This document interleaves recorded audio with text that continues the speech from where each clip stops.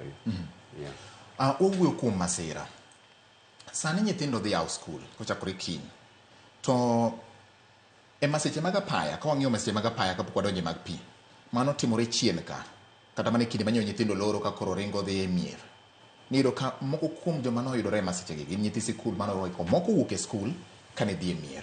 Sani koro giwuok e mier gidok e sikunde. Ang'o ma koro nyaka tim? Dipo ni nitiere okenge mage ma nyaka keti, Dr. Mark Matunga, mondo wane ni masiche mag apaya gi ok gimedo dhi nyime kaka nyoge dhini. Sani koro timore kinde ma koth be koro jiwore. Sama nyi loro skunde cha, koth ne pok ojiwore mochapo kama entie sani. Koth koro jiwore. To masiche njo timore mang'eny ahinya. Ang'o ma koro nyaka tim sani? Jo bati masiche mag apaya gin tieng' nyadidek. Kaluwore gi gimomiyo gitimore.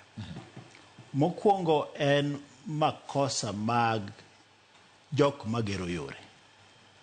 Madiang' awach ni engineers ma design yore kendo gero yore. Yore wagi nitiere kuond moko moger ma bende kata king'iyo en ikale ni Nyasaye moteloni ni ikalo kanyo. Nitiere kuond moko mantiere arido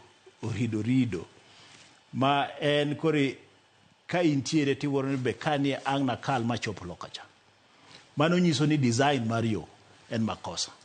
Nikech king'iyo e pinje masewuothe gi te, kata en got manade, godno ipayo maketi kaeto kacha ibugo to yo biro malo. Koro kobed orido ma en holo makata ka break okethore gari, to koro uno chomo mnaora.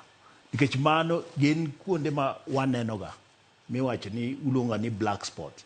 Makoro ji wacho ni en ni kanyo nitiere jochiende moko mantiere. Onge jochiende mantiere. En design mar yo e makosa. Mano en gima nyaka wang'i ni jok ma design yo timo nang'o. Yes. Mano namba achiel. Namba ariyo, wabiro kuom derepe. Ka in dereba mar mtoka mating'o oganda, we mari mar ng'at achiel cha, mating'o oganda, nitiere chike miketone mamalo moloyo chik ma iketone mtoka mating'o mana ng'at achiel, mari mar private, mar binafsi. Chuno ni derepego nyaka migi tiegruok mopogore. To gin bende nyaka gibedi ni giriembo e thuolo mowinjore, ma ok oriembi kata ko ol to pod oriembo. Nikech kata ka in ng'at achiel e mtoka, seche moko iriembo mine kiol, kanyo owinjo bed ni iywa mtoka bathe, iling', kaeto ichako igamo muya. E koro kichako, nikech nindo nyalo ayuola wang' nyalo ywayi dichiel, to kamoro en kar kona, mano ing'e ni isekelo ajali. Nyiso ni jok riembo mtokni mating'o ngima ji mokalo achiel nyaka ketnegi chik mowinjore, to derepegi bende nyaka ketie kiwango kata mar tiegruok mowinjore mondo mi kik ibed ni gilalo ngima ji.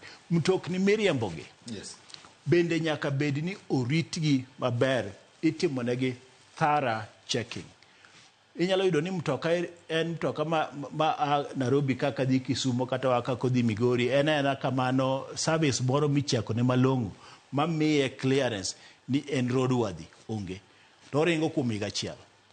Mano bende problem. Kata mana mtokni mag sikundegi. Yes. Bende iyudo ni ok timnegi service maber. Ni service kotimne mtoka mating'o mar school, itere, iloko oil, ichange oil, kiseloko oil, to ni mano romo. Break bende koyud ni mago pod ber nyalo ringo, iweyo kamano. Owinjo ket chik motegno. To chikegi bende nitiere. Mana ni owinjo bed ni sirikal keto manani kuom wechego. Kora tieko kawacho ni mokwongo en design mar ndara. Ma engineers wa mantiere Kenya ka ginyiswa gimomiyo design mar ndara. Kata nyaka design mar ndara manyoger moger gi ginene iluongo ni expressway. Nyopong'o lokore yawo. Mana chiegni kawo yedhi wa man godo mfangano mondo akelnu Nairobi ka uring godo ndara ka nikech koro pi kawo everywhere. Yes. Manyiso ni design mar ndara is part of the problem kuom engineers. Kaeto gi ritruok mar derepe, to gi rito mtokni, to gi luwo chik. All right. Ogole iparo